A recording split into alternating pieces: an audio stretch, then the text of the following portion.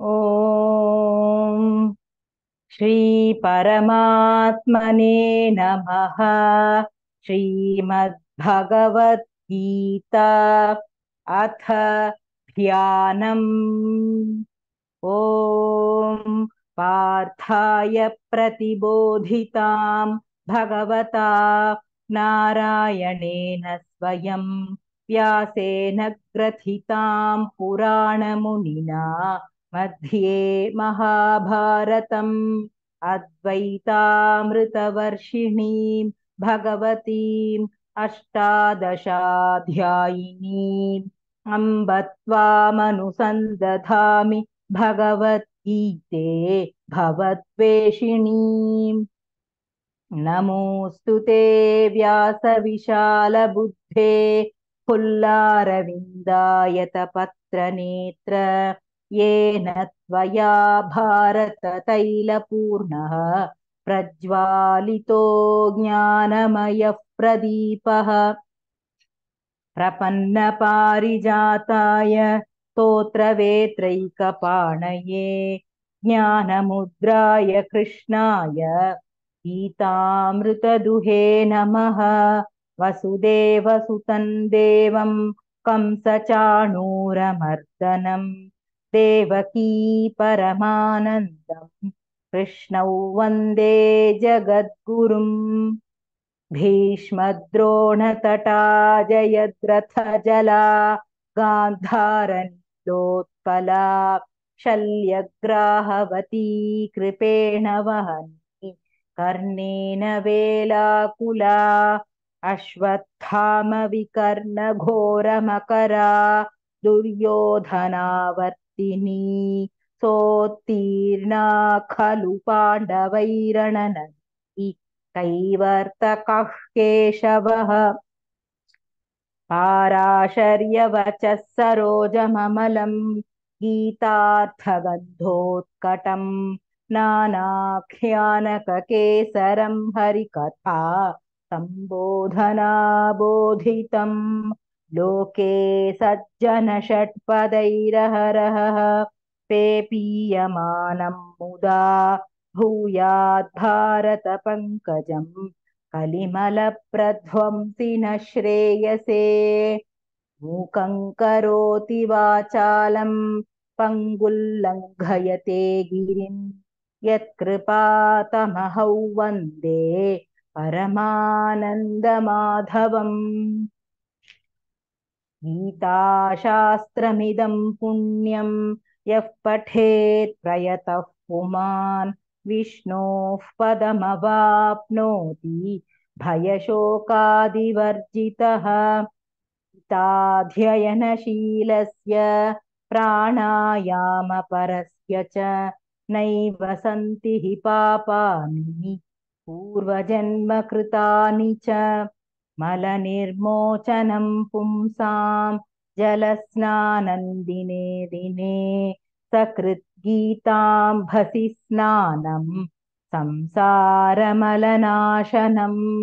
गीता सुगीता कर्तव्या किमन्यैः शास्त्रविस्तरैः या स्वयं पद्मनाभस्य खपद्माद्विनिसृता भारतामृतसर्वस्वं विष्णोर्वक्त्राद्विनिसृतं गीता गङ्गोदकं पीत्वा पुनर्जन्म न विद्यते।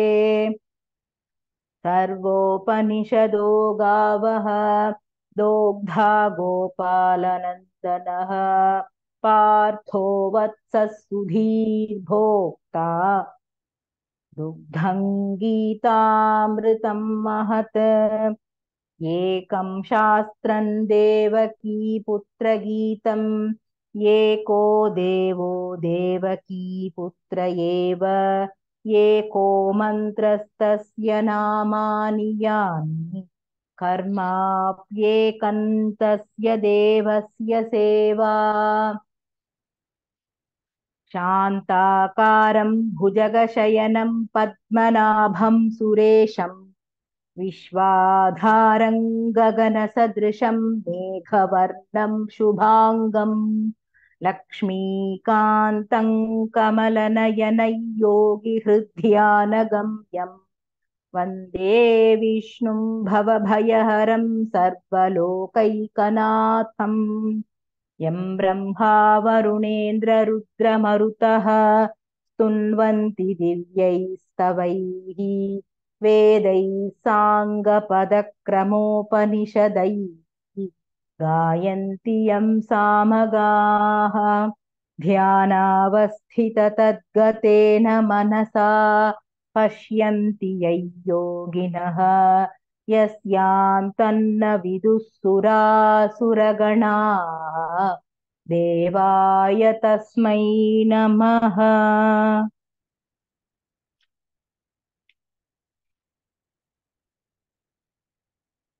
ॐ श्री परमात्मने नमः।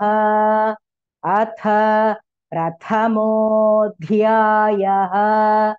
अर्जुनविषादयोगः।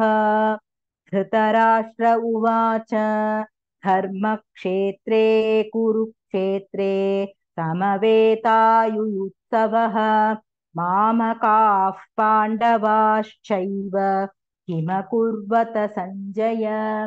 सञ्जय उवाच दृष्ट्वा तु पाण्डवानीकं व्यूढं दुर्योधनस्तदा आचार्यमुपसङ्गम्य राजा वचनमब्रवीत् पश्यैतां पाण्डुपुत्राणाम् आचार्यमहतीं च मूं व्यूढान् द्रुपदपुत्रेण तव शिष्येण धीमता। अत्र शूरा महेश्वासाः भीमार्जुनसमायुधि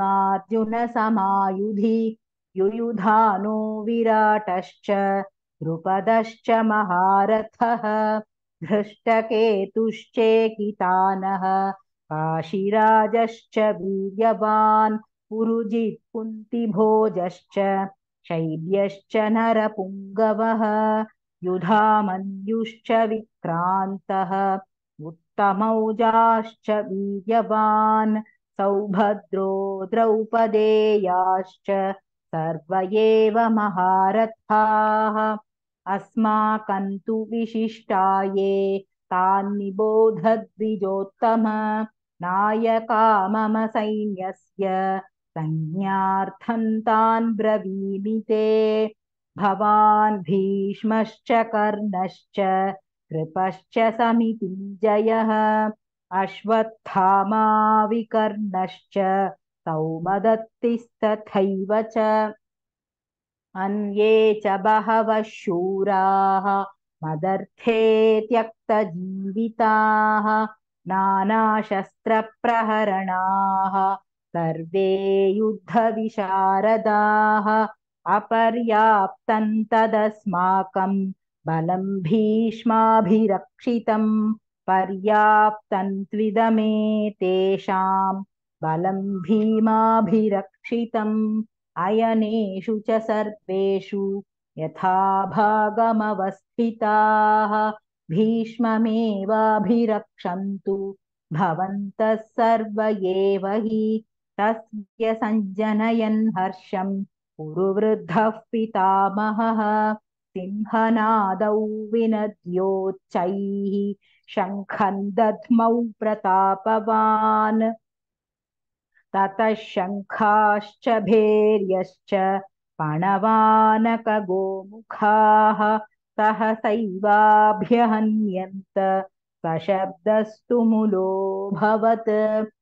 ततः श्वेतैर्हयैर्युक्ते महति स्यन्दने स्थितौ माधवः पाण्डवश्चैव दिव्यौ शङ्खौ प्रदध्मतुः पाञ्चजन्यं हृषीकेशः देवदत्तं धनञ्जयः पौण्ड्रं दध्मौ महाशङ्खं भीमकर्मावृकोदरः अनन्तविजयं राजा कुन्तीपुत्रो युधिष्ठिरः नकुलः सह देवश्च सुघोषमणिपुष्पकौ काश्यश्च परमेश्वासः शिखण्डी च महारथः धृष्टद्युम्नो विराटश्च सात्यकिश्चापराजितः द्रुपदो द्रौपदेयाश्च सर्वशः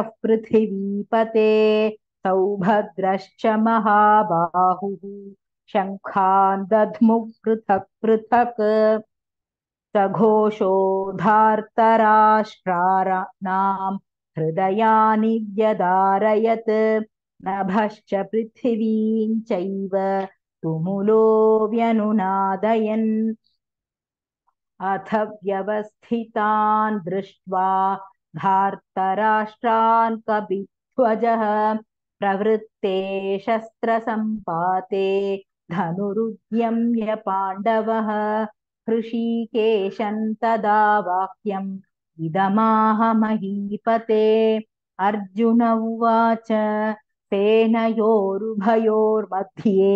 रथं स्थापयमेच्युत यावदेतान्निरीक्षेऽहं योद्धुकामानवस्थितान् कैर्मया सह योद्धव्यम् अस्मिन् रणसमुद्यमे योत्स्यमानानवेक्षेऽहं य एतेऽत्र समागताः धार्तराष्ट्रस्य दुर्बुद्धेः बुद्धे प्रियचिकीर्षवः सञ्जय उवाच एवमुक्तो हृषीकेशः गुडाकेशेन भारत सेनयोरुभयोर्मध्ये स्थापयित्वा रथोत्तमम् भीष्मद्रोणप्रमुखतः सर्वेषां च महीक्षिताम् उवाच पार्थ पश्यैतान् समवेतान् कुरूनिति तत्रापश्यत् स्थितान् पार्थः पितॄनथ पितामहान् आचार्यान् मातुलान् भ्रातॄन् पुत्रान् पौत्रान् सखींस्तथा श्वशुरान् सुहृदश्चैव सेनयोरुभयोरपि तान् समीक्ष्य स कौन्तेयः सर्वान् बन्धूनवस्थितान् कृपया परयाविष्टः विषीदन्निदमब्रवीत् अर्जुन उवाच दृष्ट्वेमं स्वजनं कृष्ण युयुत्सुं समुपस्थितम् सीदन्ति मम गात्राणि मुखं च परिशुष्यति वेपथुश्च शरीरे मे रोमहर्षश्च जायते गाण्डीवं स्रंसते हस्तात् त्वक्चैव परिदह्यते न च शक्नोम्यवस्थातुं भ्रमतीव च मे मनः निमित्तानि च पश्यामि विपरीतानि केशव न च श्रेयोऽनुपश्यामि हत्वा स्वजनमाहवे न काङ्क्षे विजयं कृष्ण न च राज्यं सुखानि च किन्नो राज्येन गोविन्द किं भोगैर्जीवितेन वा येषामर्थे काङ्क्षितन्नः राज्यं भोगा सुखानि च तैमेव स्थिता युद्धे प्राणां त्यक्त्वा धनानि च आचार्याः पितरः पुत्राः तथैव च पितामहाः मातुलाः श्वशुराः पौत्राः श्यालाः सम्बन्धिनस्तथा एतान्न हन्तुमिच्छामि घ्नतोऽपि मधुसूदन अपि त्रैलोक्यराज्यस्य हेतोः किन्नु मही कृते निहत्य धार्तराष्ट्रान्नः का प्रीतिः स्याज्जनार्दन पापमेवाश्रयेदस्मान् हत्वैतानाततायिनः तस्मान्नार्हा वयं हन्तुं धार्तराष्ट्रान् स्वबान्धवान् स्वजनं हि कथं हत्वा सुखिनः स्याम माधव। यद्यप्येतेन पश्यन्ति लोभोपहत चेतसः कुलक्षयकृतं दोषं मित्रद्रोहे च पातकम् कथन्न ज्ञेयमस्माभिः पापादस्मान्निवर्तितुं कुलक्षयकृतं दोषं प्रपश्यद्भिर्जनार्दन। कुलक्षये प्रणश्यन्ति कुलधर्माः सनातनाः धर्मे नष्टे कुलं कृत्स्नम् अधर्मोऽभिभवत्युत अधर्माभिभवात् कृष्ण प्रदुष्यन्ति कुलस्त्रियः स्त्रीषु दुष्टासु वार्ष्णेय जायते वर्णसङ्करः संकरो नरकायैव कुलघ्नानां कुलस्य च पतन्ति पितरो ह्येषां लुप्तपिण्डोदकक्रियाः दोषैरेतैः कुलघ्नानां वर्णसङ्करकारकैः उत्साद्यन्ते जातिधर्माः कुलधर्माश्च शाश्वताः उत्सन्नकुलधर्माणां मनुष्याणां जनार्दन नरके नियतौ वासः भवतीत्यनुशुश्रुम। अहो बत महत्पापं कर्तुं व्यवसिता वयं यद्राज्यसुखलोभेन हन्तुं स्वजनमुद्यताः यदि मामप्रतीकारम् अशस्त्रं शस्त्रपाणयः धार्तराष्ट्रारणे हन्युः तन्मे क्षेमतरं भवेत्। सञ्जय उवाच एवमुक्त्वार्जुनः सङ्ख्ये रथोपस्थ उपाविशत् विसृज्य सशरं चापं शोकसंविघ्नमानसः।